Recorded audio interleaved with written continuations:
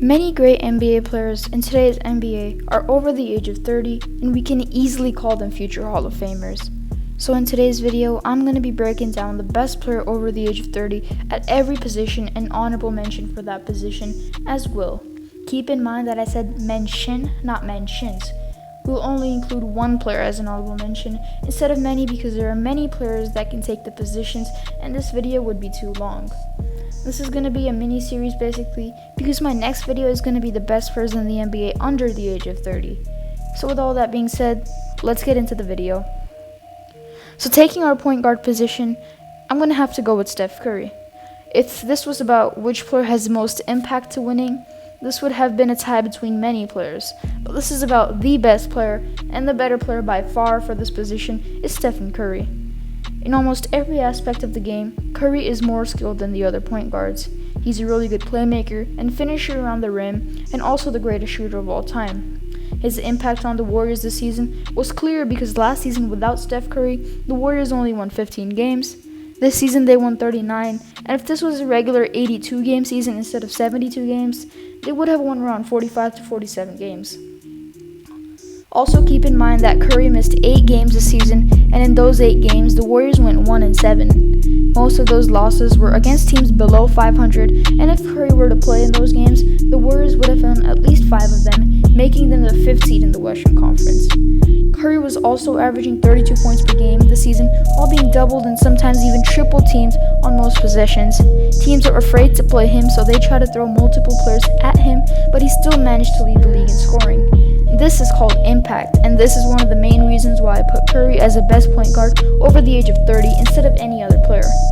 The honorable mention goes to Damian Lillard because he helped carry an injury-bitten team to the playoffs as a 5th seed in a really tight Western Conference, and his skill level is very similar to Steph Curry's. They're both one of the best shooters in the NBA today, and Lillard also is the most clutch player in the league. Along with that, he's an underrated playmaker as well. Dame averaged 7.5 assists this season and hit multiple game winners and daggers in the regular season as well as the playoffs, although his season fell short because he lost in the first round against the Denver Nuggets, led by this year's MVP Nikola Jokic. At shooting guard, we're going to go with Paul George. PG 13%, playoff P, way off P, pandemic P, whatever you want to call him, he's still the best shooting guard over the age of 30. Well, to be honest, that's not because he's just that good of a player. It's because he's one of the only ones to play shooting guard over at 30, and he's pretty good at it as well. In the series versus the Jazz, Paul has been really good as of now and looks to keep it up in the next games. This position actually would have gone to Kyrie Irving, but when I checked his age, he's only 29 years old, so he's just one year short of this. Man, he would have been in this position. George, however, is a really talented player, which is not recognized a lot because of his choking in last year's playoffs in the bubble. Don't forget, just 2 years ago with the Thunder, George finished top 3 in MVP voting. He's a bona fide regular season performer, but seems to go missing during the playoffs. This year is definitely a revival year for him because he's been playing great and has recorded multiple double-doubles versus the Mavericks in the first round and now the Jazz in the second round. He just had 2 31-point games, Game 4 and Game 3 versus the Jazz, and I think the Clippers can go on to win, maybe even the NBA title if Paul George continues to play well. I also personally believe that he has one of the most smoothest shots and handles in the NBA. When you see him dribble the ball, see him pull up, it looks like we're watching fine harmony in rhythm with auto-tune to make a perfect melody with the rock in his hands. I know I exaggerated too much there, but for real, his jump shot is so smooth it actually amazes me how he can shoot that good for his size because don't forget, he's only 1 inch shorter than LeBron without shoes, 6'8". And now the honorable mention for the shooting guard position is Drew Hall. Drew Hall? No one calls him Drew Hall. Drew Holiday. I don't know anyone who calls Drew Holiday Drew Hall. I don't know why I said that, but like I said, there was literally nobody good enough to make the honorable mention, so I had to go with Drew Holiday because yes, his natural position is the point guard. However, he's listed as a shooting guard as well on Basketball Reference, so I had to put him. He's the best guard defender in the NBA and made the all-defensive first team this year for a reason. His scoring ability goes underrated because people focus on his defense too much, and he's a huge reason why the Bucks are putting up a fight against the Nets. Holiday is a savvy veteran who has brilliant basketball IQ and court vision. For this season, Holiday shot 50% from the field and 39% from 3. He's not a player who's going to be a number 1 on a championship contender, and that's why this year, as Giannis as the best player on the Bucks, Holiday is thriving and the Bucks are as well. Although now they are down 3-2 versus the Nets, led by Kevin Durant, who we'll get to in just a minute, man. Kevin Durant just balled out today. The small forward position obviously goes to KD, and let's talk about him. I'm not going to overhype his performance last night, but it was crazy. He finished the game with a 49-point triple-double and shot 16 from 23 from the field, 4 from 9 from three-point range, and 13 from 16 from the free throw line. In the last minute of the game, KD shot a free throw to extend the lead but missed one, and he could have gotten a 50-point triple-double, which sounds a bit better than a 49-point triple-double. This was easily one of the best playoff performances by a single player ever because he added 17 rebounds and 10 assists to his record. This was just one game. KD is the best small forward over the age of 30 for multiple reasons. He's a near 7-foot point guard with great scoring ability. He can handle the ball very well for his size, and he's a fast runner as well, who can be a great passer at moments. His main ability is to score, and he showed us that last night. With the Thunder, Durant tried for a long time to win a chip but couldn't get the goal completed even with Harden and Westbrook. So he left and joined a Warriors team that had only lost 9 games and won 2 championships there, and then left when the Warriors lost in the finals in 2019. This year, him, Kyrie, and James Harden arguably created the best offensive trio of all time, which is up there with the 2017 Warriors, which included him, Klay, and Steph. He was doubted if he can carry this team with Kyrie out and Harden not fully healthy, but he did. Harden only had 5 points this game in more than 35 plus minutes, so you can't say that he had Harden by his side. Harden just did not show up tonight. Of all time, I think he's a top 20 player at the very least and will rise up even higher due to the way he has been playing this season and the fact that the Nets are championship contenders and Durant is coming off an injury which results in career-ending injuries for a lot of people, the Achilles injury. People forget he suffered this injury because it doesn't look like it.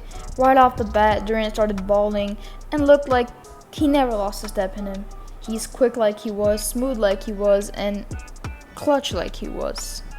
That's enough of him. Let's get to the honorable mention for this position, and the spot goes to Jimmy Butler.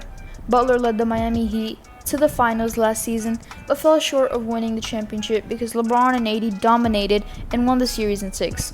This year, Butler and the squad was looking to do that again, but this time around, they lost in the first round itself. Butler had an incredible individual regular season where he averaged 21.5 points, 7 assists, and 7 rebounds, and had the 5th best PER of the season among 300 plus players.